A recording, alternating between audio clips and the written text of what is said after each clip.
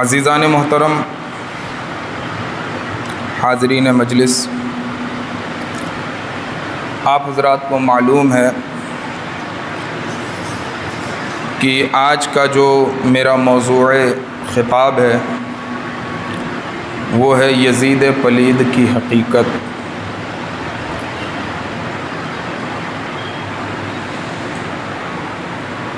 میں اپنے موضوع پہ آنے سے پہلے چند باتیں ذکر کر دوں۔ عموماً اور اصولاً میں اس بات کا قائل ہی نہیں ہوں کہ جہاں شریفوں کا ذکر ہو وہاں شریروں کا ذکر کیا جائے، لیکن کبھی کبھی ضرورت اس لیے بھی محسوس ہوتی ہے کہ جب لوگ شریروں کے دفاع میں کھڑے ہو جاتے ہیں تو جو شریفوں کے چاہنے والے ہوتے ہیں پھر ان کے لیے ضروری بن جاتا ہے کہ وہ ان شریروں کی حقیقت سے لوگوں کو آشنا کرائیں، ورنہ میرے محترم قاری ارشد صاحب بیٹھے ہیں، جب ہم موضوع کا انتخاب کر رہے تھے تو میں نے اول فہرست میں تو یزید کے کوئی موضوع کا میں نے رکھا ہی نہیں تھا کہ یہ اہل بیت کی مجلس ہے، 10 دن اسے چلنی ہے، لیکن انہوں نے بھی ضرورت محسوس کی اور جب انہیں آگاہ کیا تو میں نے بھی سمجھا کہ نہیں ہونا چاہیے، کیونکہ آج کے لوگ وہ کتابوں سے بہت دور ہو چکے ہیں اور کتابوں کی جگہ موبائل نے لے لی ہے، اور جب سے سوشل میڈیا کا زمانہ آیا ہے تب سے اور آسان ہو گیا ہے۔ ہر موبائل رکھنے والا آدمی اپنے آپ میں ایک مفتی بلکہ مفتی اعظم بنا گھوم رہا ہے۔ اب چونکہ ہمیں علم نہیں ہے تو ہم یہ نہیں سمجھ پاتے ہیں کہ ہمیں کہاں سے بات لینی ہے اور کس کی بات رد کرنی ہے۔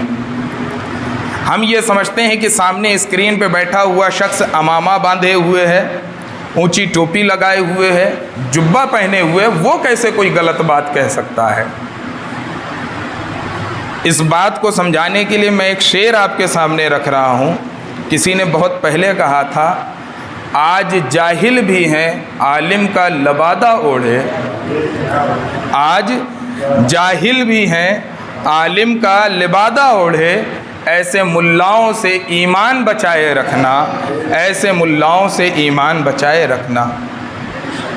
قرآن و حدیث کا تقاضا تو یہ ہے کہ اہل بیت کی محبت کو مسلمانوں کے دلوں میں داخل کیا جائے، ان کی اہمیت کو اجاگر کیا جائے، لیکن ایک طبقہ ہے وہ اس کے برعکس کام کرتا ہے، جو اہل بیت کی اہمیت کو گھٹانے کی کوشش کر رہا ہے اور یزید پلید کے مقام کو بڑھانے کی کوشش کر رہا ہے۔ اس لیے حالات کے پیش نظر اور وقت کی ضرورت کو سمجھتے ہوئے اس عنوان کو بھی اس فہرست میں رکھا گیا تاکہ لوگ آگاہ ہوں کہ یزید کا کردار کیا تھا۔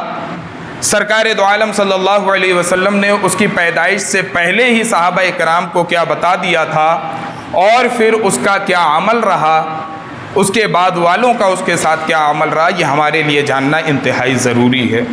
درود پاک پڑھیں، اللہم صلی علی سیدنا و شفیعنا نبینا مولانا محمد وبارک وسلم، صلو علیہ صلاۃ و سلام علیک یا رسول اللہ صلی اللہ تعالی علیہ وسلم۔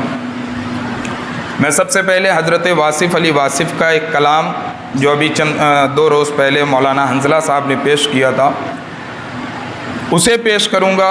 اس کے بعد چونکہ عنوان یزید تھا تو میں نے بھی یزید کی مذمت میں چند اشعار لکھ دیے، تو اسے بھی آپ کے سامنے پیش کرنے کی کوشش کروں گا۔ پہلے سنیں حضرت واصف علی واصف کیا کہتے ہیں۔ حسین سچا، ایک ایک لفظ پہ غور کریے گا، لفظ کا انتخاب کتنا بہتر ہے اور جو مقابلہ آپ نے کیا ہے یزید اور حسین کا وہ کتنا بہترین کیا۔ حسین سچا، حسین اعلیٰ، حسین اشرف، حسین برتر۔ حسین سچا، حسین اعلیٰ، حسین اشرف، حسین برتر، یزید جھوٹا، یزید اسفل، یزید ارذل، یزید کمتر۔ جو لفظ اوپر آیا اس کی جو ضد ہوتی ہے بالکل آپ نے یزید کے ساتھ استعمال کی، سچ کی ضد جھوٹ، تو حسین سچا، یزید جھوٹا، حسین اعلیٰ یزید اسفل، حسین اشرف یزید ارذل، حسین برتر یزید کمتر۔ پھر دوسرے شعر میں کہتے ہیں حسین مسلم، حسین مومن، حسین عالم، حسین عادل۔ حسین مسلم، حسین مومن، حسین عالم، حسین عادل، یزید مرتد، یزید ملحد، یزید جاہل، یزید قاتل۔ پھر آگے کہتے ہیں حسین صادق، حسین ابیض، ابیض مانے سفید، خوبصورت کو بھی ابیض کہا جاتا ہے، حسین مصلح، حسین صابر۔ حسین صادق، حسین ابیض، حسین مصلح، حسین صابر، یزید کاذب، یزید اسود، یزید مفسد، یزید جابر۔ اور حسین مثبت، حسین کامل، حسین داخل، حسین عاقل، یزید منفی، یزید ناقص، یزید خارج، یزید باطل۔ اور یہی کرشمہ ہے سچ کا واصف، یہی کرشمہ ہے سچ کا واصف، یہی کرامت ہے کربلا کی، شہید کر کے یزید فانی، شہید ہو کر حسین باقی، شہید کر کے یزید فانی، شہید ہو کر حسین باقی۔ اور دیکھیں جو میں نے کوشش کی ہے کہ عرب والے پہلے ہجو کیا کرتے تھے، بس یوں سمجھ لیں کہ میں نے بھی یزید کی ہجو کرنے کی کوشش کی۔ ہجو کہتے ہیں کسی کی برائی کرنا، کسی کی مذمت کرنا، وہی میں نے کرنے کی کوشش کی ہے۔ یزید کو کمین مان لو، وہ ایک کلام ابھی چند روز پہلے پڑھا گیا تھا، حسین کو حسین مان لو، اسی کے وزن پر ہے یہ۔ یزید کو کمین مان لو، پلید بالیقین مان لو، پلید بالیقین مان لو۔ اور یہی تو کہتے تھے اکابرین، یہی تو کہتے تھے اکابرین، یزید کو لعین مان لو، یزید کو لعین مان لو۔ اور دیکھیں ان کے لیے جو آج یزید کے دفاع میں کھڑے ہوتے ہیں، یزید کو جو بول دے صحیح، یزید کو جو بول دے صحیح، اسی کا ہم نشین مان لو، اسی کا ہم نشین مان لو، پلید بالیقین مان لو، یزید کو کمین مان لو۔ اور دیکھیں جو رکھیں حسین سے حسد، جو رکھیں حسین سے حسد، بد سے بدترین مان لو، بد سے بدترین مان لو، یزید کو کمین مان لو، یزید کو کمین مان لو۔ اور ایک شعر دیکھیں، قاتلین اہل بیت کو، قاتلین اہل بیت کو نار کا مکین مان لو، کمین کو کمین مان لو، یزید کو لعین مان لو۔ اور ایک مقطع میں نے لکھا ہے اور ایک مقطع قاری صاحب نے بھی میرے نام سے لکھا ہے۔ جو میں نے لکھا وہ کیا تھا؟ وہ یہ ہے کہ ساقی اصل بات ہے یہی، ساقی اصل بات ہے یہی، کمین کو کمین مان لو، یزید کو لعین مان لو۔ اور قاری صاحب نے جو لکھا ہے، جو کہا ہے ساقی نے میاں، جو کہا ہے ساقی نے میاں، وہی ہے بہترین مان لو، یزید کو کمین مان لو، پلید بالیقین مان لو۔ اور یوں تو انہوں نے ایک اور زبردست مقطع لکھا تھا، بہرحال چلیے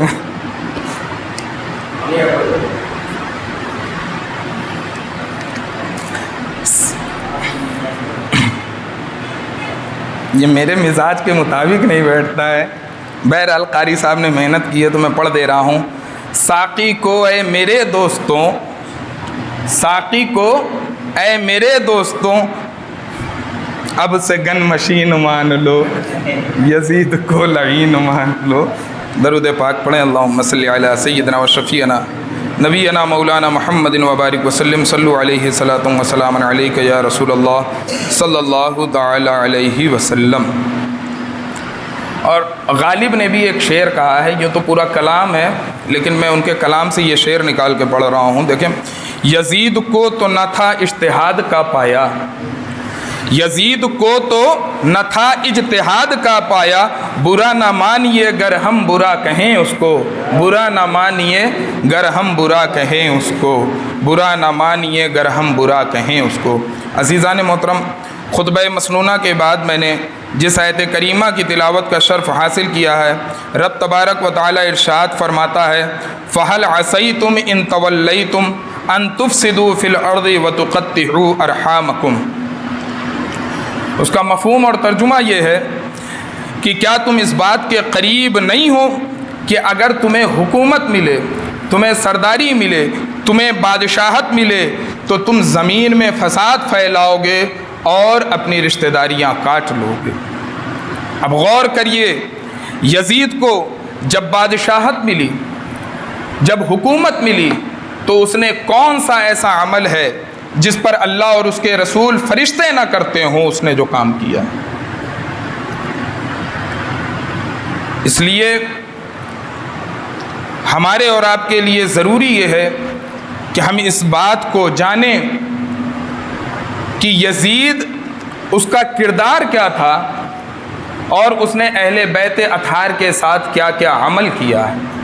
لوگ کہتے ہیں کہ یزید تو نہیں آیا تھا مارنے کے لیے، میدان کربلا میں یزید نہیں آیا تھا. میرے عزیزوں، میں ایک سوال کرنا چاہتا ہوں.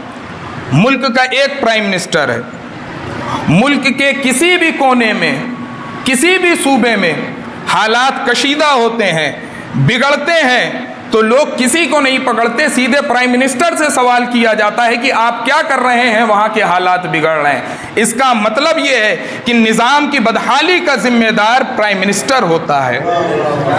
کسی بھی قسم کا جو حکومتی سطح پر کوئی کام ہوتا ہے، کوئی عمل ہوتا ہے، رد عمل ہوتا ہے، اس کا حکم دینے والا ملک کا پرائم منسٹر ہوتا ہے، یعنی حاکم وقت ہوتا ہے، بادشاہ ہوتا ہے. اب یزید وقت کے حکومت کے تخت پر بیٹھا ہے، وقت کا بادشاہ ہے، اور جو عمل کرے اس کو بجائے یزید کے کسی اور کی جانب پھیر دینا، یہ اس بات کو بتاتا ہے کہ آپ یزید سے محبت کرتے ہیں اور اپنے آپ کو یزید سے محبت کرنے والوں کے صف میں کھڑا. حیرت اس بات پہ ہوتی ہے کہ آج وہ الفاظ استعمال کیے جاتے ہیں کہ اکابرین نے کبھی سوچا بھی نہیں ہوگا یزید کے لیے وہ لفظ استعمال کرنے کے لیے. آج یہ کہا جاتا ہے کہ یہ یزید اور امام حسین کے درمیان جو جنگ ہوئی ہے، دو شہزادوں کی جنگ.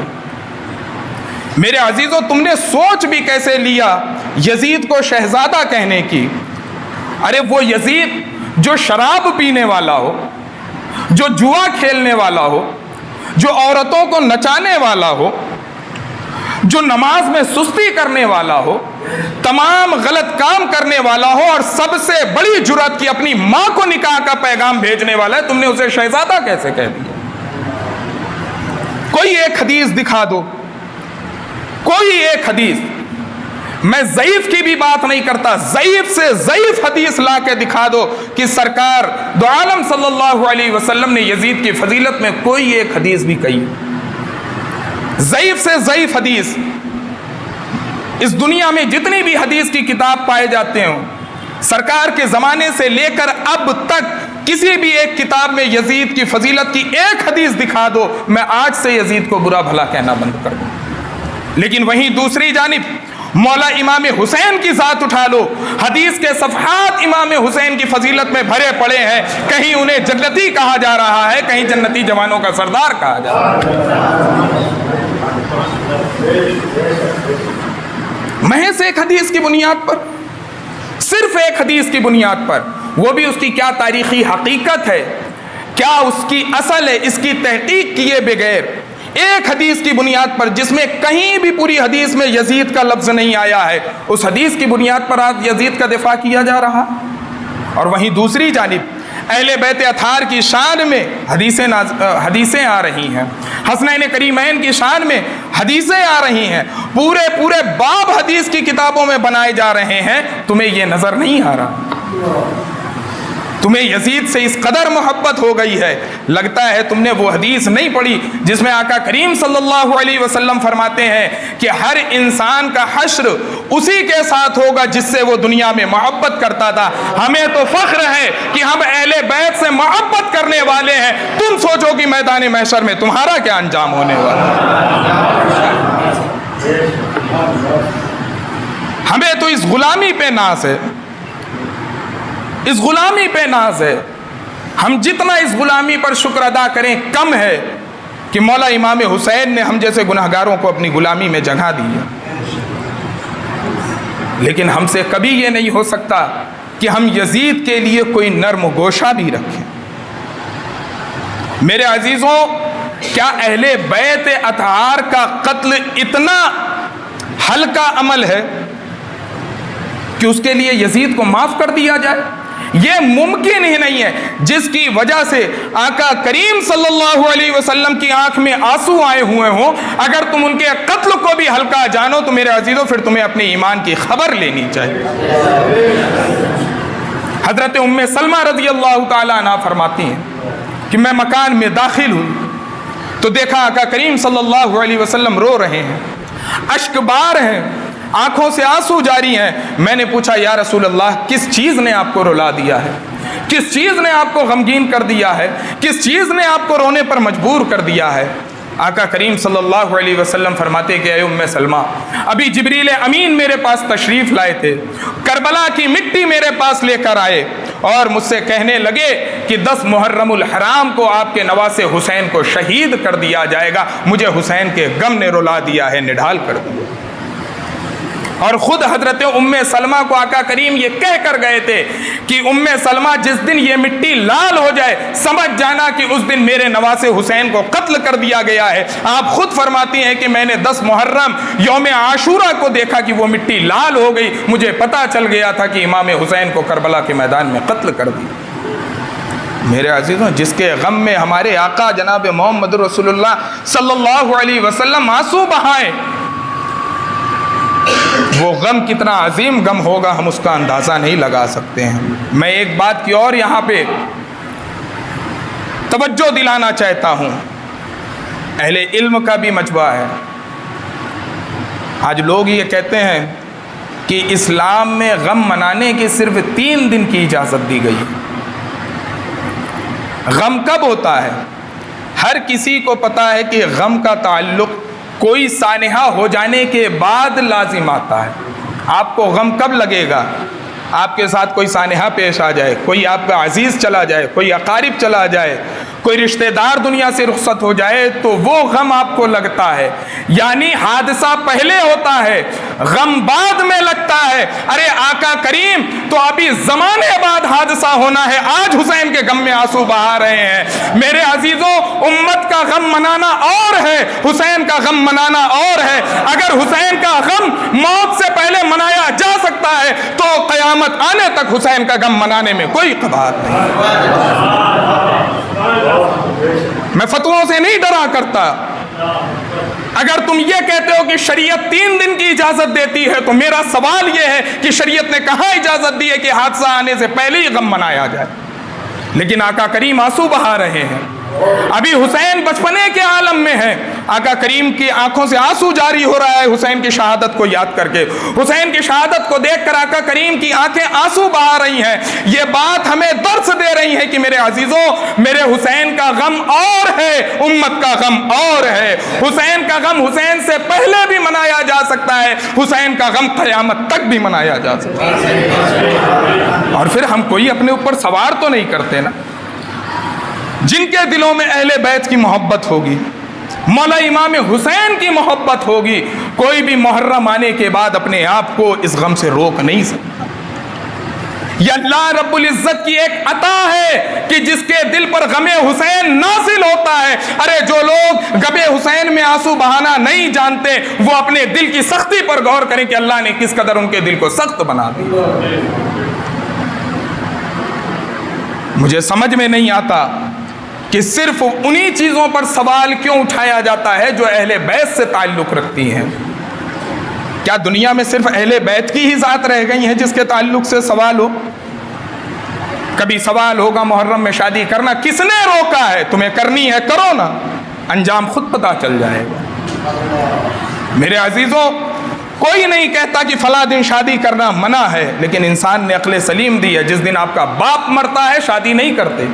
آپ جانتے ہو کہ یہ غم کا دن ہے، خوشی منانا روا نہیں ہمارے لیے، حالانکہ شریعت نے کہیں نہیں منع کیا جس کا باپ فوت ہو جائے اس دن شادی نہ کرے، کوئی حدیث نہیں ہے، قرآن کی کوئی آیت ایسی نہیں ہے۔ لیکن ایک یہ زندگی کا اصول ہے، زندگی گزارنے کا اصول ہے کہ جس دن ہمارے ہاں کوئی حادثہ ہو جائے، کوئی واقعہ ہو جائے اندوہناک، غمگین کرنے والا واقعہ ہو جائے، تو اس دن ہم خوشی کا اظہار نہیں کرتے ہیں۔ ارے یہ تو عام انسان کی موت کا حال ہے، جس ماہ مکرم میں محرم الحرام میں حسین جیسے شہید اعظم کو شہید کیا گیا ہو، اس مہینے کے بارے میں تمہاری یہ ہمت کیسے پیدا ہوئی کہ تم سوال کر لو کہ اس مہینے میں شادی کرنا جائز ہے؟ میں نہیں کہتا جائز ہے کہ نہیں جائز ہے، لیکن محبت حسین کا تقاضا یہ کہتا ہے کہ میرے عزیزوں 11 اور مہینے پڑے ہوئے ہیں، تم اس میں شادی کر لے، تمہیں کسی نے نہیں روکا ہے، لیکن ایک مہینہ رہنے دو تاکہ دنیا والوں کو یہ کہنے کا موقع نہ ملے کہ یہ بڑا حسین حسین کا نام لیا کرتے تھے، لیکن غم حسین جو منانے کا مہینہ تھا اس میں یہ شادیاں رچا رہے ہیں، ان کا حسین حسین کرنا سوائے ڈھونگ کے اور کچھ نہیں ہے۔ اس لیے میرے عزیزوں، ایسے سوال پوچھ کر دل نہ دکھایا کرو۔ میں نہیں جانتا کہ علماء کا موقف کیا ہے، میں صرف اتنا جانتا ہوں کہ اس مہینے میں نواسہ رسول کو شہید کیا گیا ہے، آقا کریم کی آنکھ سے آنسو گرے ہیں۔ اگر آقا کریم کی آنکھ سے آنسو اس مہینے میں غم حسین میں گرے ہیں تو پھر کسی امتی کے لیے روا نہیں ہے کہ جس کے غم میں آقا کریم اپنی آنکھ سے آنسو گرائیں، آقا کریم کی آنکھ سے آنسو گرے، اس مہینے میں کوئی بھی خوشی کا انتظام۔ کوئی مجھے شیعہ کہتا ہے اجازت ہے کھلے طور پہ، ہم سے پہلے امام شافعی بھی کہہ گئے، محدث اعظم ہند بھی کہہ گئے کہ جب ہم اہل بیت کی تعریف کرتے ہیں لوگ کہنے لگتے ہیں یہ شیعہ ہے۔ اگر محبت اہل بیت کو بیان کرنا، اہل بیت کی تعریف و توصیف کرنا شیعیت ہے تو میں دل کھول کر کہتا ہوں میں شیعہ ہوں، جسے مجھے شیعہ کہنا اسے کھلی اجازت ہے۔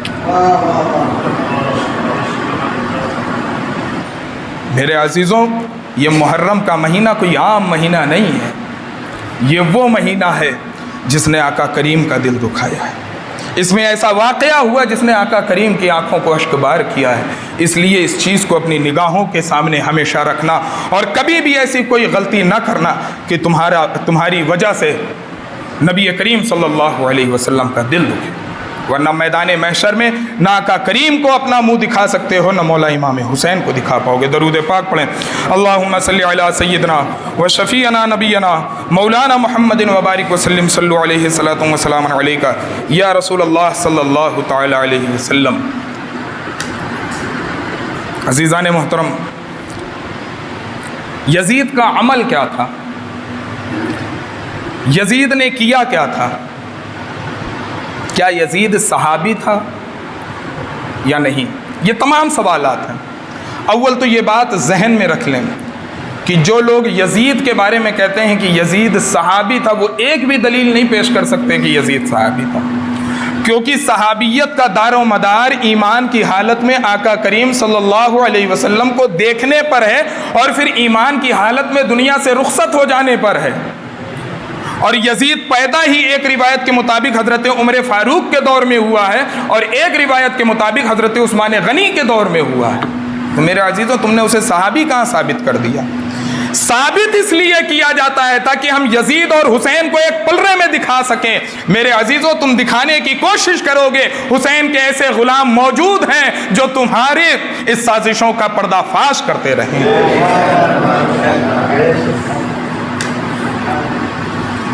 وہ یزید جو باغی قرآن ہے، قرآن کے کسی احکام پر عمل کرنے والا نہیں، وہ یزید جو دشمنان اہل بیت ہے، وہ یزید جو خاندان مصطفیٰ کو ستانے والا ہے، وہ یزید جو حضرت فاطمہ کے چمن کو اجاڑنے والا ہے، وہ یزید جو حضرت علی و مرتضیٰ پر مصائب و آلام کو توڑنے والا ہے۔ بھائی، اولاد کو شہید کرنا کیا باپ پر کوئی غم نہیں ہوگا؟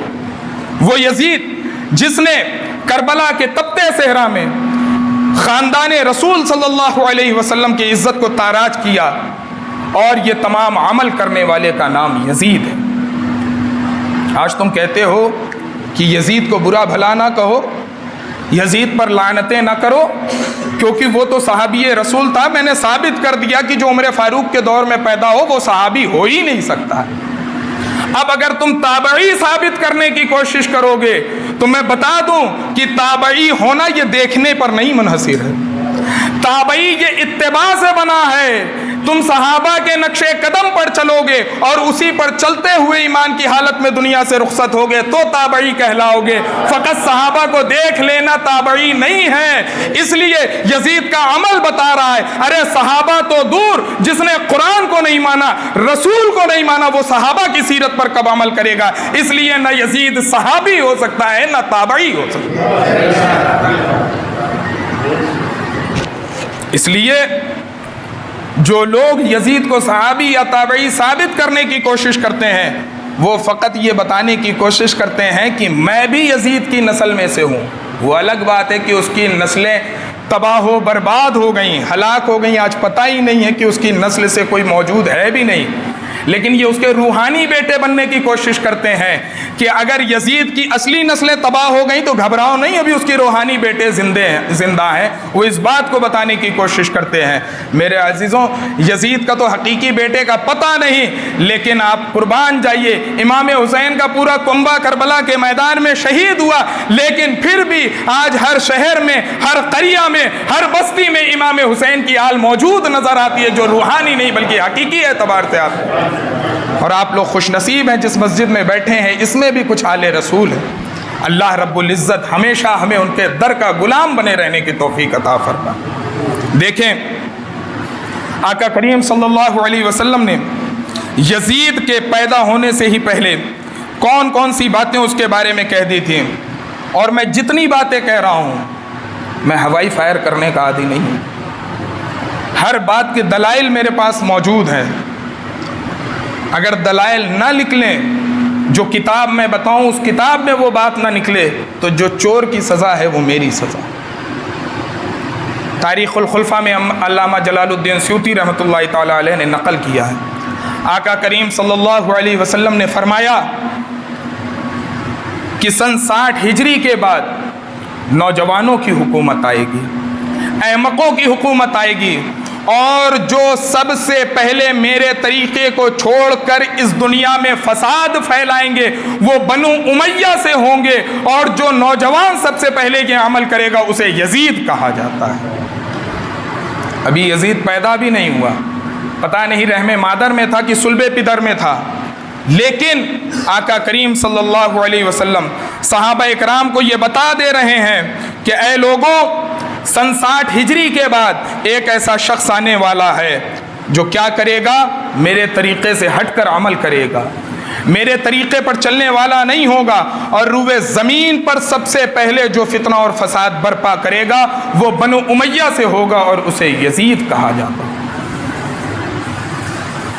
آقا کریم یزید کے بارے میں کیا کہہ رہے ہیں؟ فساد پھیلانے والا، میرے طریقے سے ہٹ کر چلنے والا۔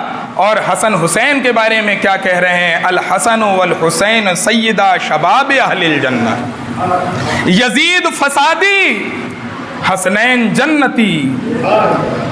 کہیں پہ فرما رہے ہیں حسین منی وانا من الحسین، کہیں پر دیگر اور بشارت دے رہے ہیں، دوسری طرف یزید کو فسادی کہا جا رہا ہے۔ ارے لوگوں، آقا کریم تو یزید کو فسادی کہہ رہے ہیں، تم کس نبی کا کلمہ پڑھتے ہو کہ آج یزید کو صحابی ثابت کرنے میں اپنے وقت کو ضائع کر رہے ہو؟ باز آ جاؤ ان باتوں سے، ورنہ کل میدان محشر میں نہ آقا کریم کے سامنے منہ دکھانے کے لائق رہو گے، اور نہ ہی حسنین کریمین کے سامنے کوئی اپنا منہ دکھانے کے لائق رہے گا۔ اس کے علاوہ آقا کریم صلی اللہ تعالی علیہ وسلم نے ایک روایت میں کہا کہ اے میرے صحابیوں، سن 60 ہجری کے بعد والے وقت سے پناہ مانگنا۔ کیا کہہ رہے ہیں؟ کہ سن 60 ہجری کے بعد جو وقت آئے گا اس سے پناہ مانگنا، بلکہ لفظ یہ ہے کہ سن 60 ہجری کے آغاز یعنی شروع سے ہی پناہ مانگنا۔ کیوں؟ کیونکہ یہیں سے فساد جنم لے گا۔ حضرت ابو ہریرہ رضی اللہ تعالیٰ عنہ خود اس روایت کے راوی ہیں، اور آپ فرماتے ہیں کہ میں ہمیشہ اللہ سے یہ دعا کرتا تھا کہ مولا مجھے 67 ہجری سے پہلے موت عطا کر دینا، مجھے 67 ہجری سے موت عطا کر دینا، کیونکہ میں اس زمانے کو دیکھنا ہی نہیں چاہتا جس زمانے میں کوئی ایسا شخص پیدا ہو جو خاندان رسالت کو تاراج کرنے والا ہو۔ اور اللہ نے آپ کی دعا قبول فرمائی، اور 67 ہجری سے پہلے اللہ رب العزت نے حضرت ابو ہریرہ کو موت عطا کر دی۔ لیکن کچھ لوگ ہیں کہ ان کی آنکھیں نہیں کھلتی۔ زبیر علی زئی ایک عالم گزرا ہے جس مکتب فکر کے لوگ سب سے زیادہ یزید کا دفاع کرتے ہیں۔ دیکھیں، یزید نہ میرا رشتہ دار ہے نہ آپ کا رشتہ دار ہے، یزید سے نہ میرا کوئی تعلق ہے نہ آپ کا کوئی تعلق ہے، فقط اتنا کہ ہم یزید کی مذمت کریں گے تو اس سے پتہ یہ چلے گا کہ یزید ہمارا دشمن ہے، یزید کی محبت ہمارے دل میں نہیں ہے۔ آپ یزید کا دفاع کرو گے تو پتہ یہ چلے گا کہ یزید سے آپ محبت کرتے ہیں اور یزید کی عقیدت آپ کے دل میں موجود ہے۔ لیکن آپ ہی کی جماعت کا ایک عالم جسے زبیر علی زئی کہا جاتا ہے، وہ خود ایک روایت نقل کرتا ہے اور کہتا ہے رسول اللہ صلی اللہ علیہ وسلم نے فرمایا میری سنت کو سب سے پہلے بنو امیہ کا شخص تبدیل کرے گا جسے یزید کہا جائے گا۔ یہ کون کہہ رہا ہے؟ اس مکتب فکر کا آدمی جو سند سے بہت زیادہ کلام کرتے ہیں، متن سے بہت زیادہ کلام کرتے ہیں، راوی کی عدالت سے بہت زیادہ کلام کرتے ہیں۔ اس مکتب فکر کا عالم لکھ رہا ہے کہ آقا کریم نے فرمایا کہ جو سب سے پہلے میری امت کو تبدیل کرے گا اس شخص کا نام کیا ہوگا؟ یزید ہوگا، اور وہ بنو امیہ سے ہوگا۔ آپ کے مکتب فکر کا عالم لکھ رہا زبیر علی زئی، یہ کسی چھوٹے موٹے عالم کا نہیں ہے بلکہ مکتب اہل حدیث کے بہت بڑے عالم کا نام وہ کہہ رہا ہے۔ تو آپ کو سمجھنا چاہیے کہ یزید قابل مدح نہیں ہے بلکہ قابل ذم ہے، قابل مذمت ہے، اس کی جتنی مذمت کی جائے اتنی کم۔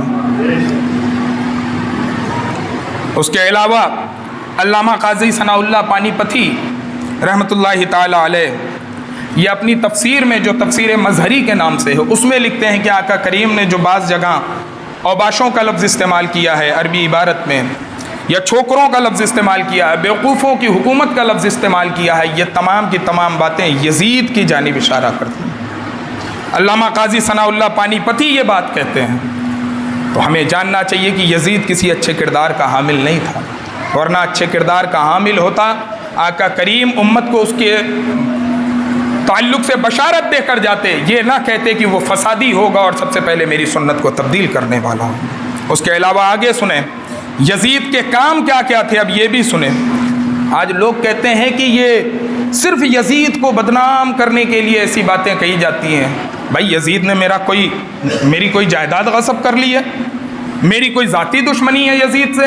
نہیں ہے، ہم تو اہل بیت کے در کے نوکر ہیں۔ یزید کیا، یزید جیسا جو عمل کرے گا ہم ہر اس کے دشمن ہیں، صرف یزید ہی کی اکیلے کی بات نہیں ہے۔ جو یزید کی حمایت کرے گا، اہل بیت اطہار کے ساتھ یزید جیسا عمل کرے گا، ہماری ہر اس سے دشمنی ہے، اور جو معاملہ ہم یزید کے ساتھ کرتے وہی معاملہ ہر دشمنی اہل بیت کے ساتھ کرتے۔ یزید شراب پیتا تھا، یزید جوا کھیلتا تھا، وایا کرتا تھا، اور صرف اتنا ہی نہیں بلکہ یہ بھی لکھا ہے کہ وہ شراب کے نشے میں اتنا بدمست رہتا تھا کہ کبھی بھی نماز کو اپنے وقت پہ ادا نہیں کر پاتا تھا۔ دیکھیں روایت دیکھیں، اور یہ باتیں کس نے لکھی ہیں؟ ہاں، سب سے اہم بات یہ ہے، یہ بات علامہ ذہبی نے لکھی ہے۔ اور دیکھیں علامہ ذہبی پہ کوئی کلام نہ کیجیے گا جو بات میں کہنے جا رہا ہوں۔ علامہ ذہبی نے یزید کے بارے میں یہ بھی لکھا ہے کہ وہ بہت ذہین تھا، فتین تھا، اس کی تعریف و توصیف بھی کی ہے، لیکن اس بنیاد پر نہیں کہ انہیں یزید سے محبت تھی، بلکہ یزید کے تعلق سے جیسی روایت علامہ ذہبی تک پہنچی آپ نے نقل کر دی اپنی کتاب میں، کیونکہ محدثین کا یہ معمول ہوتا ہے کہ ان تک جو روایت اگر صحیح ثقہ راویوں سے پہنچ رہی ہے تو وہ اسے نقل کر دیا کرتے ہیں، اگرچہ اصل ماجرا کچھ اور ہو۔ وہ علامہ ذہبی جنہوں نے یزید کی تعریف میں بھی حدیثیں اکٹھا کی ہیں اگرچہ وہ موضوع ہی کیوں نہ ہوں، وہ علامہ ذہبی لکھتے ہیں کہ وَكَانَ نَاصِبِيًّا فظًا غلیظًا جلفًا یتناول المسکر ویفعل المنکر. وہ کیا کرتا تھا؟ یزید ناصبی تھا، سخت گیر تھا، بد مزاج تھا، اکڑ تھا، شراب پیتا تھا، برے افعال کا ارتکاب کرتا تھا. کتاب کا نام سیر اعلام النبلاء ہے، علامہ ذہبی کی مشہور زمانہ کتاب ہے. جو اہل علم حضرات ہیں وہ جانتے ہوں گے اس کتاب کا نام. تاریخ کے باب میں یہ کتاب کتنی اہمیت کی حامل ہے. اس میں علامہ ذہبی کیا لکھتے ہیں یزید کے بارے میں؟ ناصبیًا فظًا غلیظًا جلفًا یتناول المسکر ویفعل المنکر، کہ یزید ناصبی تھا، سخت گیر تھا یعنی مزاج کا سخت تھا، بد مزاج تھا، مزاج بھی اس کا برا تھا، اکڑ تھا، اکڑو مزاج تھا، اور ساتھ ہی ساتھ وہ شراب بھی پیتا تھا اور برے افعال کا ارتکاب بھی کرتا تھا. اسی کے بعد آگے دوسرے جملے میں کیا کہتے ہیں؟ اس نے اپنے سلطنت کی ابتدا، یہ کون کہہ رہا؟ ذہن میں رکھیے گا، علامہ ذہبی کہہ رہے ہیں. اس نے اپنی سلطنت کی ابتدا حضرت امام حسین رضی اللہ تعالی عنہ کے شہید کے قتل سے کی ہے، اور اختتام واقعہ ہرہ پر کیا ہے. واقعہ ہرہ کا نام سنا ہے؟ ابھی اس کی تفصیل آئے گی تو سن لیجئے گا. ارے قتل حسین ہی یزید کے لعنتی ہونے کے لیے کافی تھا، لیکن صرف قتل حسین پہ نہیں رکا، اس نے مدینہ کے تقدس کو بھی پامال کیا ہے، مکہ کے تقدس کو بھی پامال کیا ہے. صرف قتل حسین تک ہی بات نہیں تھی، حالانکہ ہمارے لیے تو وہی سب سے اہم ہے، لیکن تم کم از کم مدینہ تو مانتے ہو، مکہ تو مانتے ہو نا. اس نے اس کی بھی عزت کو پامال کیا ہے. یزید اس شخص کا نام ہے. اور اللہ رب العزت کا کرنا ایسا تھا اس کے ساتھ کہ جب اس نے مدینے پر چڑھائی کروائی، ہاں یہ حقیقت ہے کہ کسی بھی معاملے میں یہ بنفس نفیس شامل نہیں رہا ہے، لیکن اگر کسی کی حکومت میں کوئی عمل ہوتا ہے تو ہر انسان یہی کہتا ہے کہ حاکم وقت کے آرڈر کے بغیر یہ کام نہیں ہو سکتا ہے. اگر مدینے پر لشکر کشی کی گئی، مدینے کی عورتوں کو حلال کیا گیا، مسجد نبوی کے تقدس کو پامال کیا گیا، 3 دن تک مسجد نبوی میں نہ اذان ہوئی نہ نماز ہوئی، اگر یہ تمام معاملات ہوئے تو اس کا کرنے والا کوئی اور نہیں بلکہ وہ یزید لعین ہے. خانہ کعبہ کے تقدس کو پامال کیا گیا، اس کے غلاف کو جلایا گیا، اس پر پتھر برسائے گئے، تو اس کام کو کرنے والا کوئی اور نہیں، وہی یزید لعین. آگے سنتے چلیں کہ کیا کیا اس کے بارے میں لکھا جاتا ہے. زید بد کردار بھی تھا، نماز کا چھوڑنے والا تھا، فحاشی کرنے والا تھا. اب دوسری کتاب کے حوالے سے لکھیں، البدایہ والنہایہ، یہ بھی تاریخ کے باب میں اپنی ایک اہمیت رکھتی ہے. چاہے تاریخ کے باب میں اسے شامل کر لیں، چاہے سیر کے باب میں، سیرت کے باب میں اسے شامل کر لیں. اس میں کیا لکھا ہے علامہ بدایہ والنہایہ نے؟ وہ کہتے ہیں کہ یزید کے کردار میں جو برائیاں تھیں ان کے بارے میں بیان کیا جاتا ہے کہ وہ شراب پیتا تھا، فواحش کی یعنی غلط کاموں کی اتباع کرتا تھا. صرف اتنا ہی نہیں، نشے میں غرق ہونے کی وجہ سے وقت پر نماز نہ پڑھتا تھا. اسی وجہ سے اہل مدینہ نے اس کی بیعت سے انکار پر اتفاق کیا اور منبر نبوی کے قریب اس کی بیعت کو تمام اہل مدینہ نے توڑ دیا. میرے عزیزوں، وقت بڑی تیزی کے ساتھ اپنی منزل کو طے کر رہا ہے.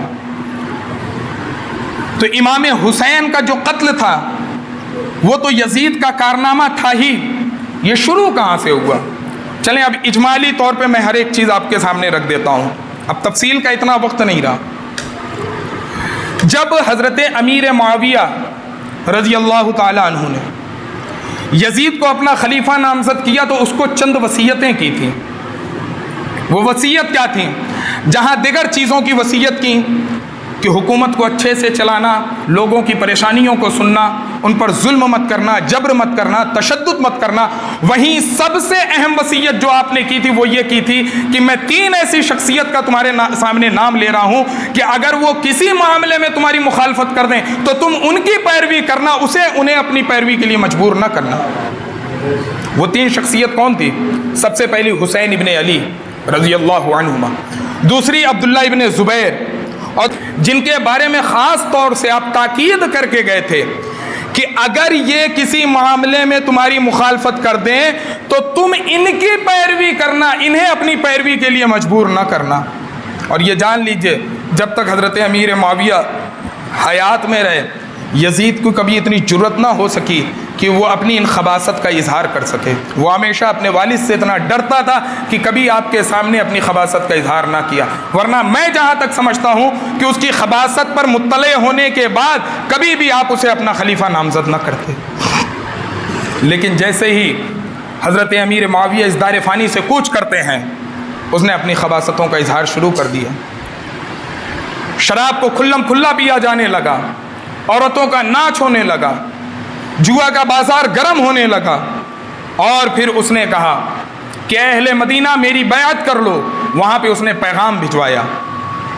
لیکن جب امام حسین نے، حضرت عبداللہ ابن زبیر نے اور حضرت عبداللہ ابن عباس نے اس کی ان تمام بدعمالیوں کے بارے میں سنا تو انہوں نے کہا کہ ہم ایسی حالت میں کبھی بھی یزید کی بیعت نہیں کر سکتے ہیں۔ اگر ہم یزید کے شرابی ہونے کی حالت میں بیعت کر لیں تو ہو سکتا ہے کہ صدی دو صدی کے بعد کوئی شخص آئے، شراب پیے، اور کوئی اسے منع کرے کہ شراب مت پیو، قرآن میں شراب حرام کیا گیا ہے، تو وہ فوراً موچ پہ تاؤ دے کے کہے گا کہ جناب آپ امام حسین سے زیادہ اسلام کو نہیں جانتے ہیں۔ ارے انہوں نے جب شرابی کے ہاتھ پر بیعت کر لی تو ان کی بیعت اس بات کو بتا رہی ہے کہ شراب پینا بھی جائز ہے، شراب پلانا بھی جائز ہے۔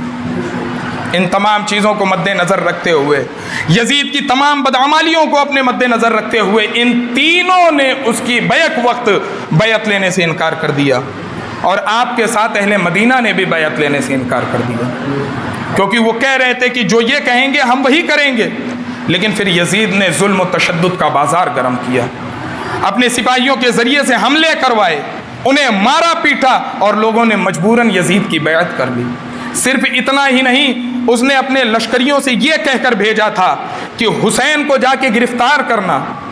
اتفاق یہ ہے کہ اس واقعے سے پہلے ہی مولا امام حسین مدینہ چھوڑ کر کوفہ کی طرف روانہ ہو گئے تھے، جب کوفیوں نے خط بھیجا کہ آپ آئیے، ہم آپ کی مدد کریں گے، آپ کو جو بھی یزید سے بات کرنی ہے وہ بات کر لیجئے، اسے سمجھا دیجئے کہ تم غلط راستے پر ہو، اور باقی جو ضرورت ہوگی وہ ہم پوری کریں گے، ہم آپ کی مدد کریں گے۔ یہ کوفی کون ہے جو اس مہینے میں ہائے حسین سب سے بلند نعرہ لگاتے ہیں؟ یہ کوفی وہی ہیں جو آج اپنی اس غلطی کا اظہار کرتے ہیں۔ میرے عزیزوں، غلطی کا اظہار اگر وقت پر کیا جائے تو بہتر ہوتا ہے، زمانے بعد اس پر اظہار کرنے سے کوئی فائدہ نہیں ہوتا ہے۔ تم نے امام حسین کو خط دے کر بلایا، اور جب آ گئے تو تم نے ان سے منہ پھیر لیا۔ اللہ نے ایسی لعنت برسائی ہے کہ کوفی کا جہاں نام آ جاتا ہے انسان جان جاتا ہے کہ ان سے کبھی کوئی ایسا کام نہیں لینا ہے، کیونکہ یہ ہمیشہ وعدہ خلافی کرتے ہیں۔ جس نے نواسۂ رسول کے ساتھ وعدہ خلافی کی ہو وہ ہمارے ساتھ کب وعدہ وفا کر سکتا ہے؟ آج تک کوفیوں پہ یہ لعنت برس رہی ہے کہ کوفی کے لیے ایک مقولہ کہا جاتا ہے، کوفی لا یوفی، کوفی وہ ہوتا ہے جو وفا نہیں کرتا ہے، اور کبھی کبھی بے وفاؤں کو بھی کوفی کہہ دیا جاتا ہے۔ تو یزید نے یہ پیغام دے کر اپنے لشکریوں کو بھیجا کہ حسین کو گرفتار کر لینا، اگر تو وہ میری بیعت پر تیار ہو جائیں تو ٹھیک، ورنہ ان کی گردن مار دینا، معاذ اللہ رب العالمین۔ یہ کون کہہ رہا ہے؟ یہ یزید کہہ رہا ہے کہ اگر وہ میری بیعت کر لیں تو ٹھیک ہے، ورنہ ان کی گردن مار دینا۔ وہ الگ بات ہے کہ ان کے حملہ کرنے سے پہلے ہی مولا امام حسین وہاں سے نکل چکے تھے۔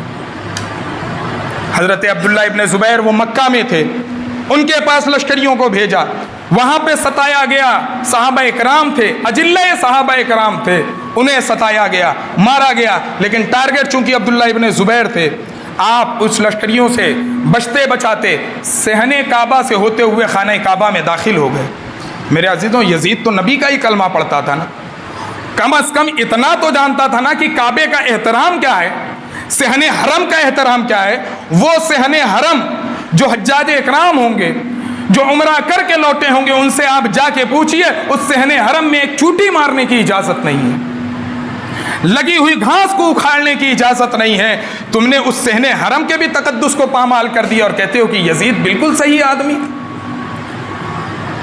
ارے لشکریوں کو تو یہ چاہیے تھا, یزیدیوں کو تو یہ چاہیے تھا کہ جب وہ خانہ کعبہ میں داخل ہو گئے تو حملے کو بند کر دیتے, روک دیتے, لیکن ان کی بدعمالیاں بالکل عروج پر تھی. حکومت کا نشہ سر چڑھ کر بول رہا تھا. یزید نے کسی کو کچھ دینے کا وعدہ کیا تھا, کسی کو سرداری دینے کا وعدہ کیا تھا, کسی کو تحفہ تحائف دینے کا وعدہ کیا تھا. اسی نشے میں سب ایسے بدمست تھے کہ نہ کسی کو مدینے کی تقدس نظر آئی, نہ مکے کی تقدس نظر آئی.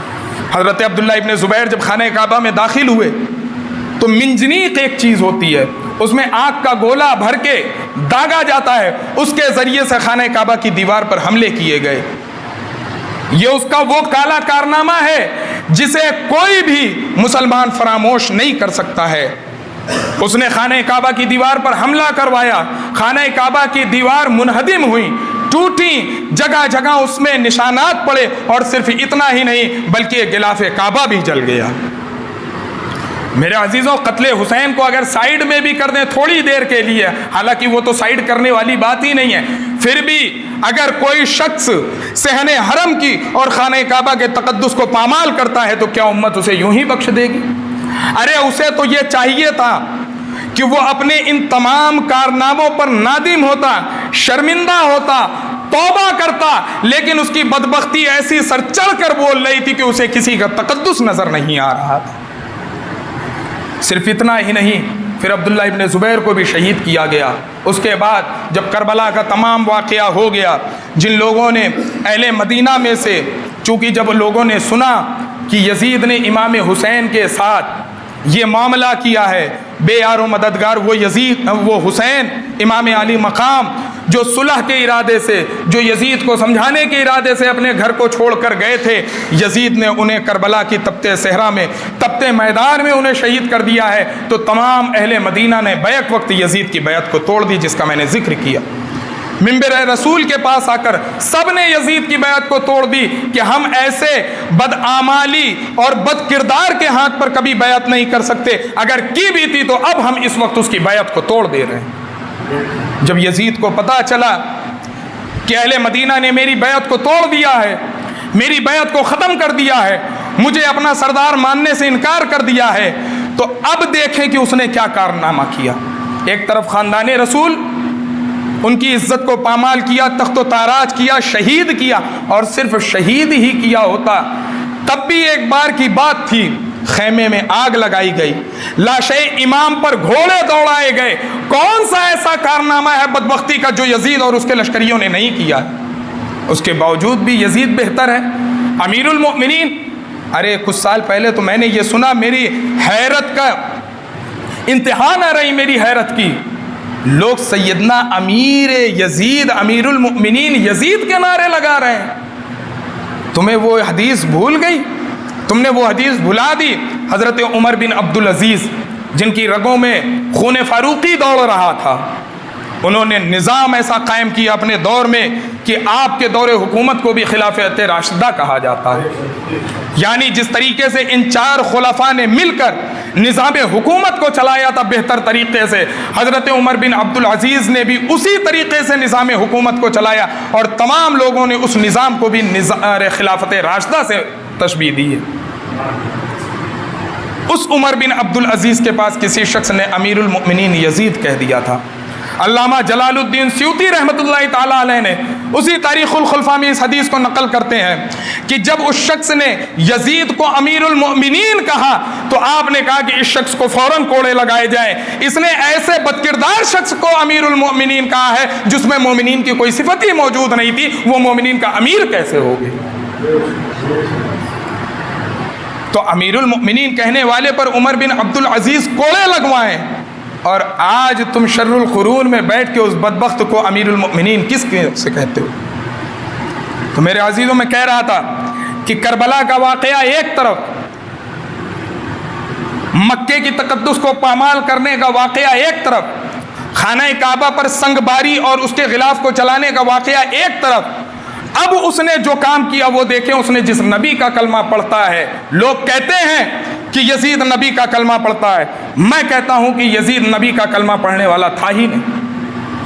یہ لوگوں کی غلط فہمی ہے, اور اس غلط فہمی کا ازالہ تب ہوتا ہے جب سرے امام حسین اس کے دربار میں پہنچا ہے. میں ہلکا سے اس کی طرف اشارہ کر کے اپنی گفتگو ختم کر دوں گا۔ یزید نے کیا کیا؟ جب اہل مدینہ نے بیعت توڑی تو اس نے اپنے لشکریوں کو بھیجا، اس میں جسے سپہ سالار بنا کے بھیجا تھا اس سے اس نے وعدہ کیا کہ تم اگر جا کر اہل مدینہ کی بیعت لے لو گے تو میں تمہیں فلاں علاقے کا گورنر بنا دوں گا۔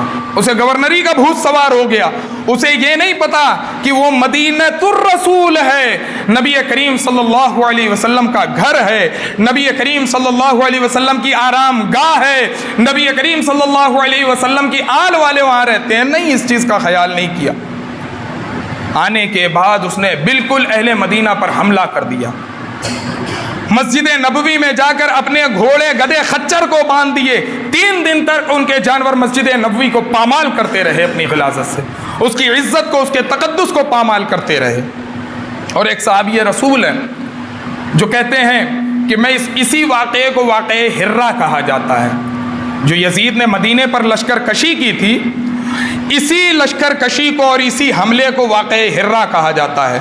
ایک صحابی رسول ہیں، وہ کہتے ہیں کہ جب یزید کے لشکریوں نے مدینے پر حملہ کیا تو 3 دن تک مسجد نبوی میں نہ اذان ہوئی نہ نماز ہوئی۔ چونکہ میں مسجد نبوی میں ہی رہتا تھا تو مجھے قبر رسول صلی اللہ علیہ وسلم سے نماز کے وقت پر اذان کی آواز آتی تھی، جس سے مجھے پتہ چل جاتا تھا کہ فلاں وقت کی نماز کا وقت ہو گیا ہے۔ اب بھی کہو گے کہ تم نبی کا کلمہ پڑھنے والا تھا؟ ارے نبی کا کلمہ پڑھنے والا تھا تو وہ مدینے کی تقدس کو اپنی نگاہوں میں رکھتا، اس کے تقدس کو پامال نہ کرتا۔ نبی کا کلمہ پڑھنے والا تھا تو مسجد نبوی میں باجماعت نمازیں کرواتا، نمازوں اور اذانوں کو بند نہ کرا دیتا۔ اور صرف اتنا ہی نہیں، اس نے یہ کہلا بھیجا تھا کہ اگر یہ اہل مدینہ تمہاری بات نہ مانے، میرے عزیزوں یہ باتیں کہتے ہوئے کلیجہ منہ کو آتا ہے، اگر اہل مدینہ تمہاری باتیں نہ مانے تو جاؤ، میں مدینہ کی عورتیں تمہارے لیے حلال کر دیتا ہوں۔ 3 دن تک یزید کے لشکریوں نے اہل مدینہ کی عورتوں سے مدینے کی عورتوں سے 3 دن تک بدکاریاں کی ہیں، جس کے نتیجے میں مورخین نے لکھا ہے کہ 1000 عورتیں حمل سے ہوئی ہیں۔ میرے عزیزوں تم کس کس کردار اس کی بدعمالی کو شمار کرو گے؟ اہل مدینے میں رہنے والی عورتیں سوچیں کتنی عزت مآب ہوا کرتی تھیں، کیسے تقدس والی تھیں، لیکن نہ اس نے مدینے کے تقدس کو چھوڑا، نہ مسجد نبوی کے تقدس کو چھوڑا، اور نہ اہل مدینہ کے تقدس کو چھوڑا۔ اس کے لشکریوں نے 3 دن تک بدعمالی کی ہیں، بدکرداری کی ہیں مدینے کی عورتوں سے، اور اس کے نتیجے میں 1000 عورتیں حاملہ ہوئی ہیں۔ اور صرف اتنا ہی نہیں، تقریباً 1000 اجلۂ صحابہ کرام کو اس نے شہید کروایا ہے، جس میں راویوں نے لکھا ہے، مورخین نے لکھا ہے کہ 700 صحابہ کرام حافظ تھے۔ تم اس کی کس کس بدعمالیوں کو شمار کرو گے؟ تو میرے عزیزوں یزید کا کوئی 1-2 کارنامہ نہیں ہے کہ دفاع کر لو گے بچ جاؤ گے۔ جب سے وہ تخت حکومت پر بیٹھا ہے اور جب تک مر نہیں گیا ہے تب تک اس نے سوائے غلط کام کے کوئی اچھا کام نہیں۔ اور مدینے پر حملہ کرنا ہی اس پر اللہ کی ایسی لعنت برسی کہ اللہ نے اس کی عمر سے برکت کاٹ لی۔ مدینے پر حملہ کرنے کے بعد ہی مورخین لکھتے ہیں کہ وہ 2.5 یا 3 مہینے کے اندر مر گیا، اور 38 سال کی عمر میں وہ کیا کہتے ہیں واصل جہنم ہو گیا۔